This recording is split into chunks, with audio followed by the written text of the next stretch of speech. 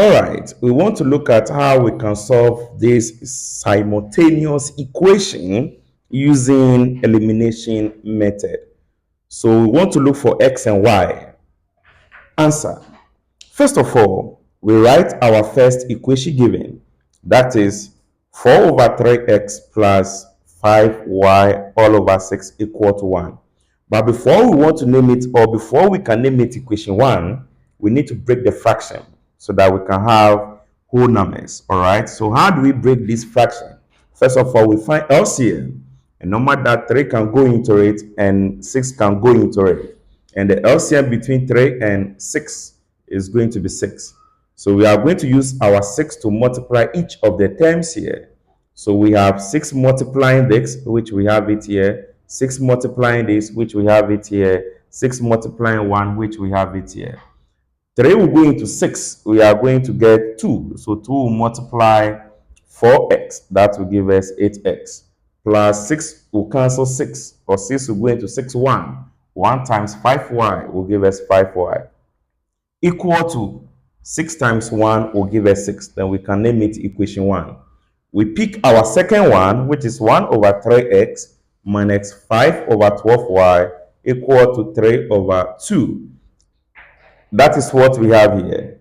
Before we name it equation 2, we try to break down the fraction. Again, we find our LCM, and LCM is going to be 12. So we are going to use our LCM to multiply each of the terms, and that is what we have here. So the next procedure, 3 will go into 12, it will be 4. So the 4 will multiply 1x, and that will give us 4x. 12 will cancel 12, 1. 1 times this will give x minus 5y. And 2 will go into 12, it will be 6.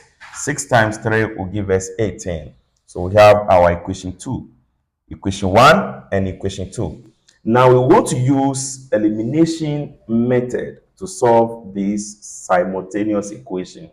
And first of all, if you want to eliminate any of the variables, you make sure that the coefficient of the variable you want to eliminate in equation 1 and equation 2 are the same. But in this question, we can easily eliminate our y because in equation 1, we have 5y. In equation 2, we also have 5y. So the numbers are the same. So we can easily eliminate it. We can make it 0. Now we have positive 5y and minus 5y. How can it make it 0? We can add them. So in totality, we can see equation 2 plus equation 1. So let's try it and see. So 8x plus 4x, that will give us 12x. We bring our positive 5y plus minus 5y will give us 0.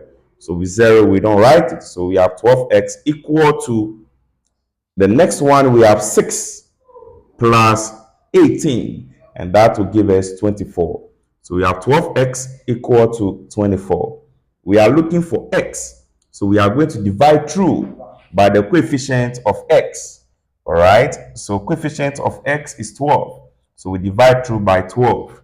And 12 will cancel this. We have x. 24 divided by 12 will give us 2. So we can conclude that x equal to 2. But we are looking for x and y. So as we get our x, we need to get our y. So we fix it into any of the equations, either equation 1 or equation 2. So putting x equal to 2 into equation 1. Anywhere we see x in equation 1, we are going to put 2 there.